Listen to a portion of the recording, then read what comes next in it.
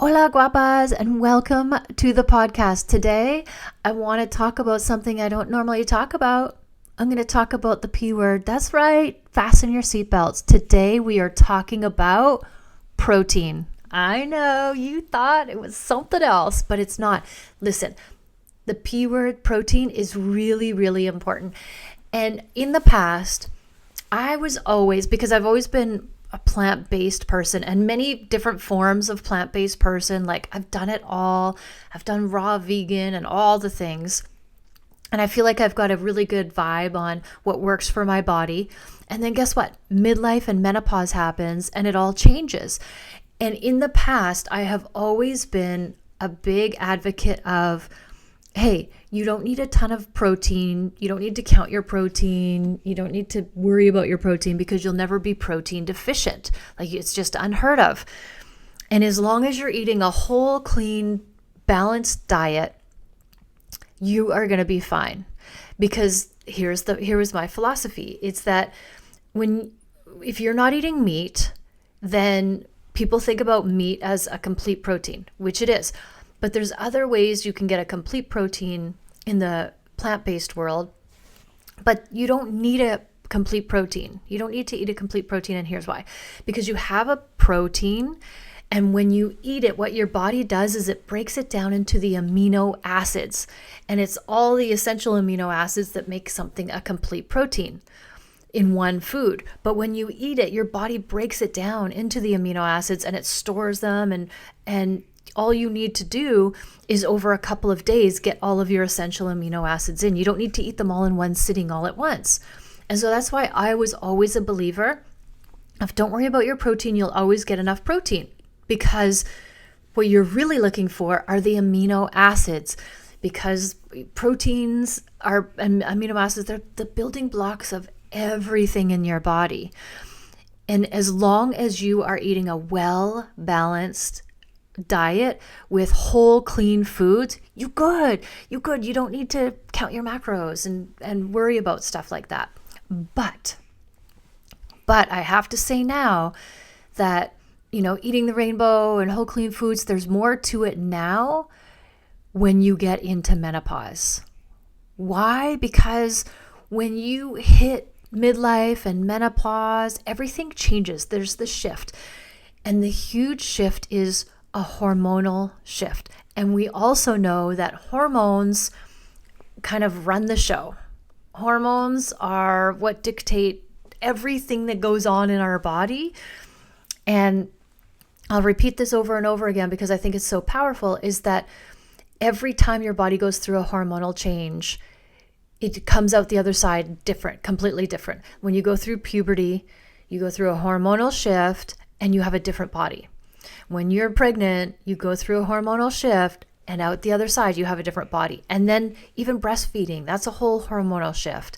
And then, welcome to midlife. The same thing happens. You have a hormonal shift for a reason. Nature has intended this. Your body is supposed to do it.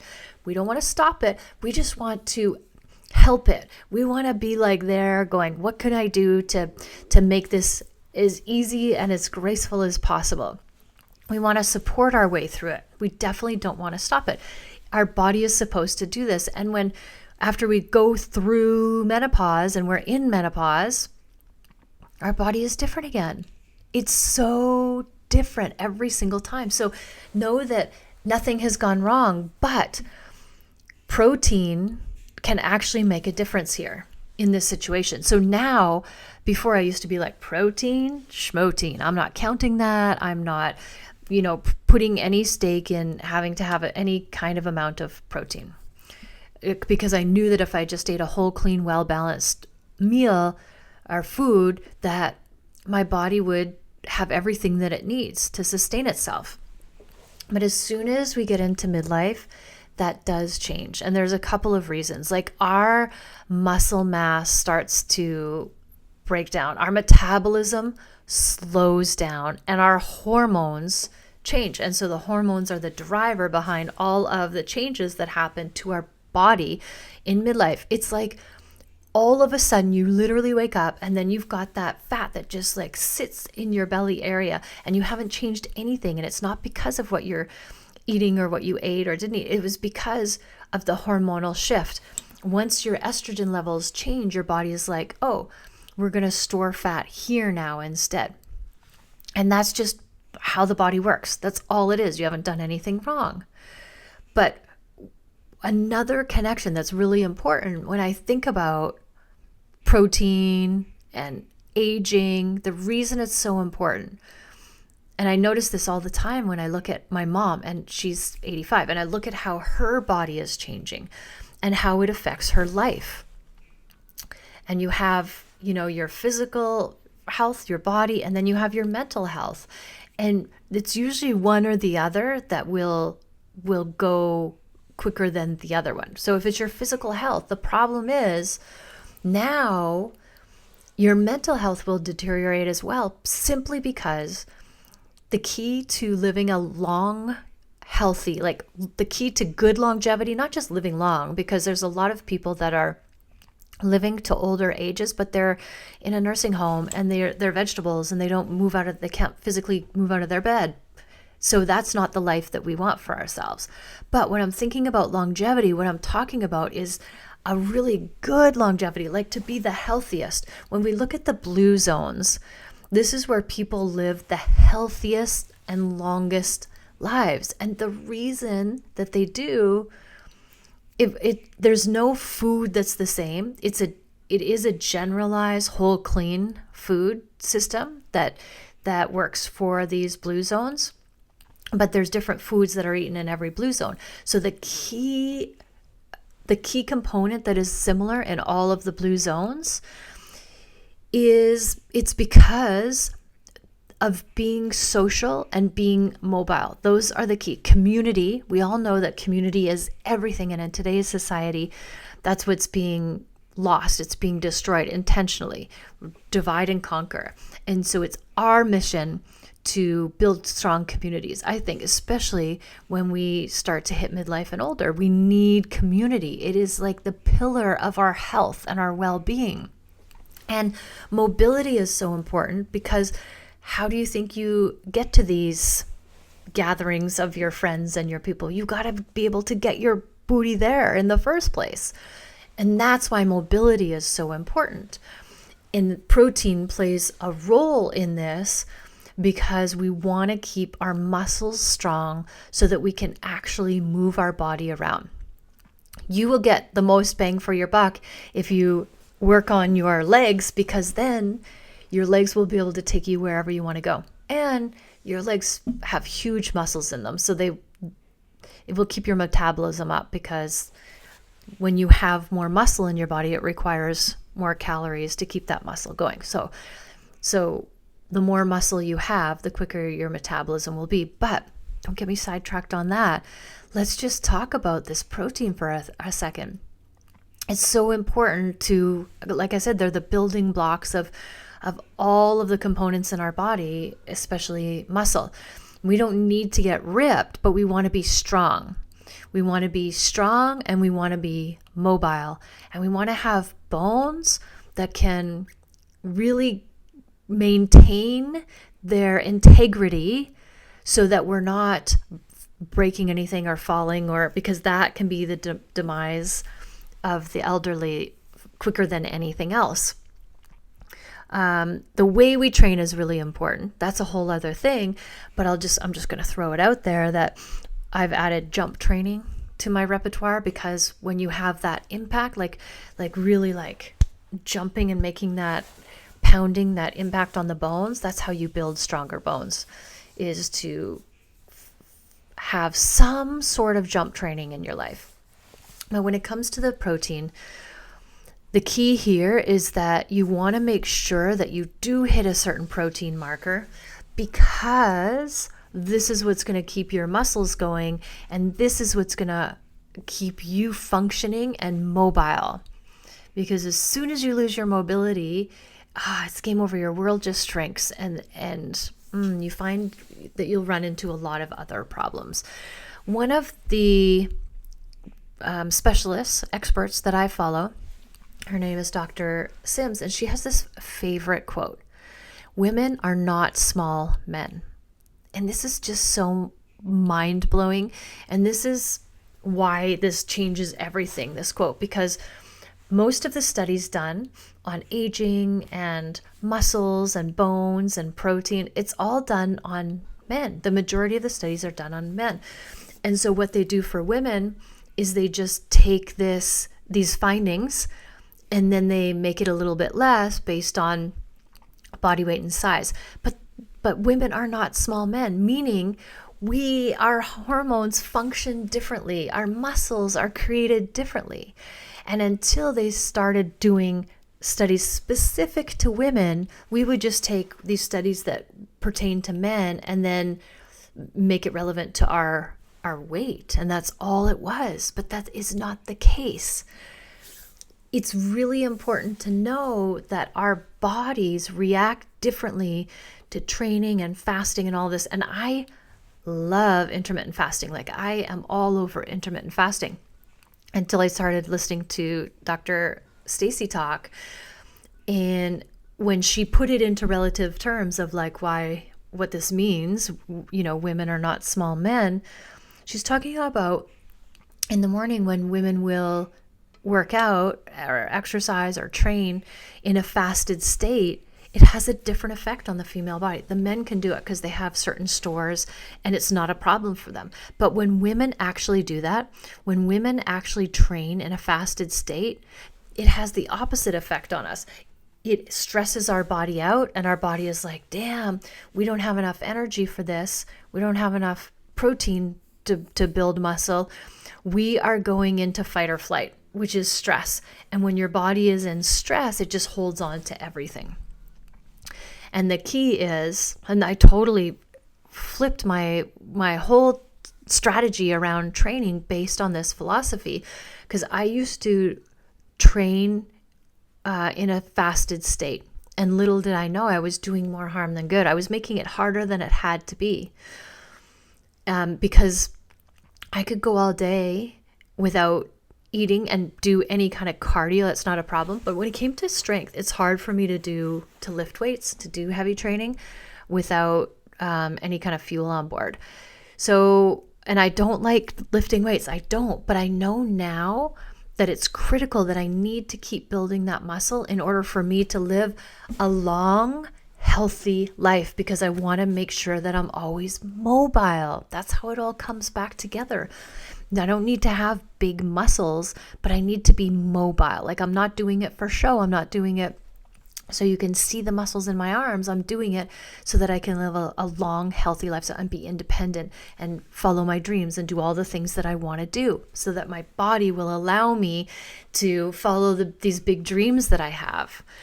So instead of intermittent fasting, so instead of doing my training, I do my training first thing in the morning because I like training. I'm a morning person. And by the time, the longer the day gets, the less energy that I have. So I wake up first thing in the morning, and then I will right away take a protein shake.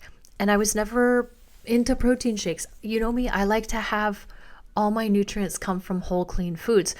But in this case, because I do need more protein, I needed to get some protein in before my workout.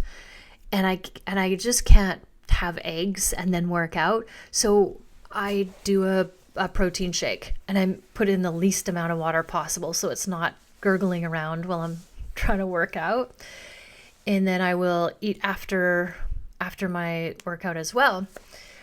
But that's totally been a game changer for me. I never, ever would have done that before.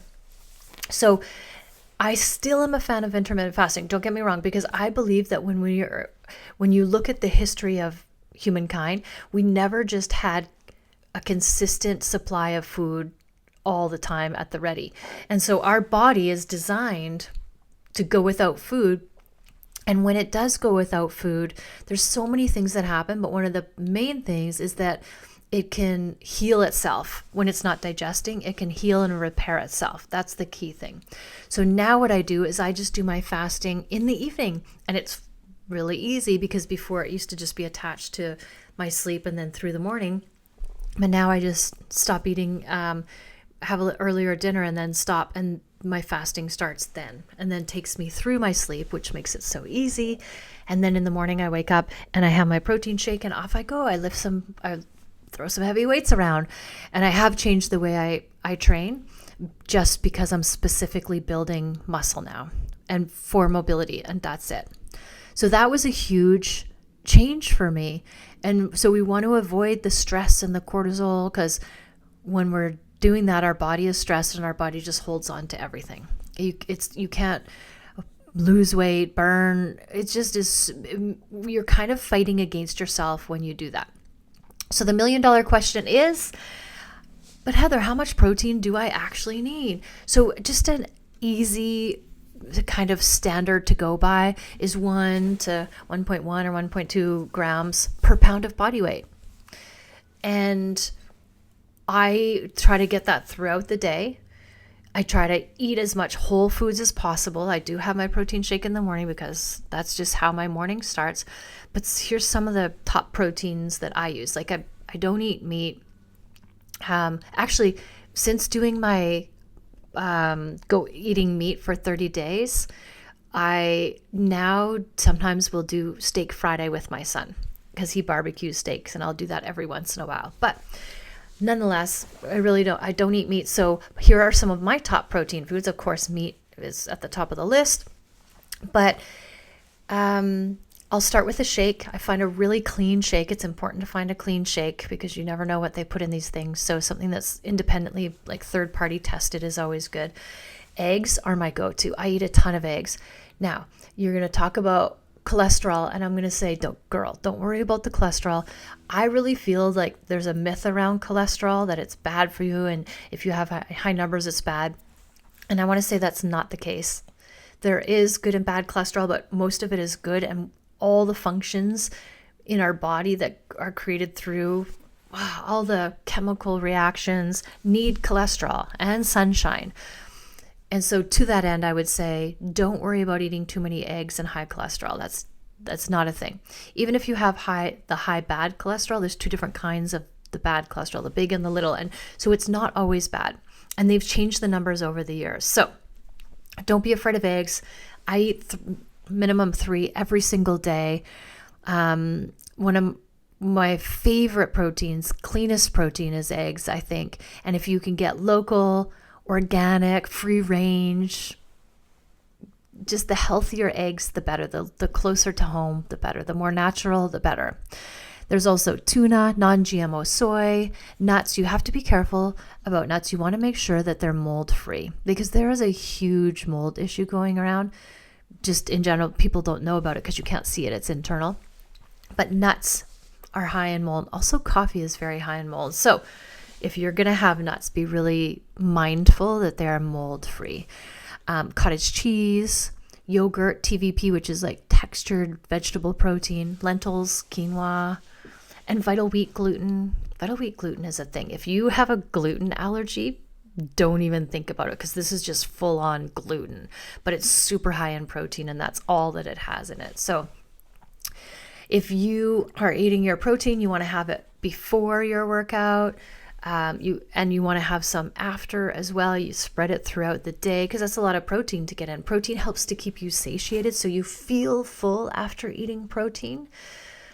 And then you're fasting at night so that you can have your protein in the morning, and at night when you're fasting, your body can detox and can, recover.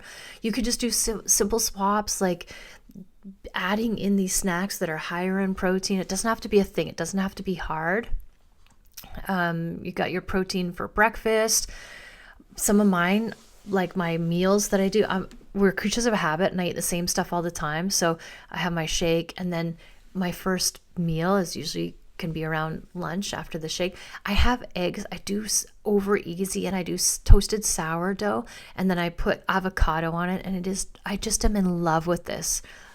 This is like the thing I'll eat every single day.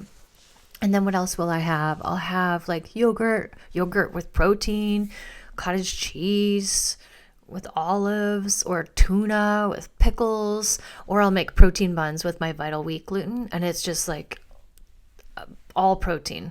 They're so easy to make. I make them in the air fryer. So here is the synopsis.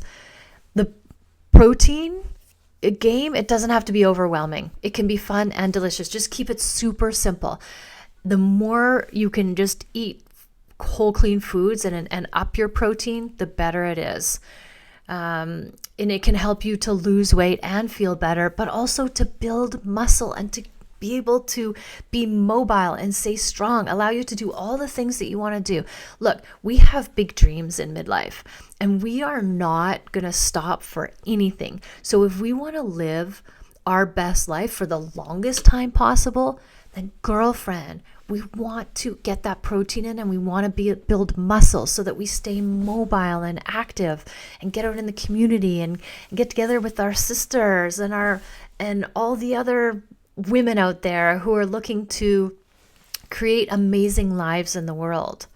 So that is my talk. That's my P talk. I wanted to talk about protein today, and there you have it. If you have any questions, please reach out to me, because this was a total shift for me in the way I thought about protein. And trust me, I've been a holistic nutritionist for a very long time, and it is all based on the big changes that happen when you hit midlife with your hormones and your muscles and your bones. And if you can put these key pieces together, you're going to see amazing results. So take this and run with it. Don't be afraid of protein. Have a ton of eggs so that you can go out there and live your best life for as long as humanly possible. Thank you for listening. Always, always, always love yourself first, and have an amazing day.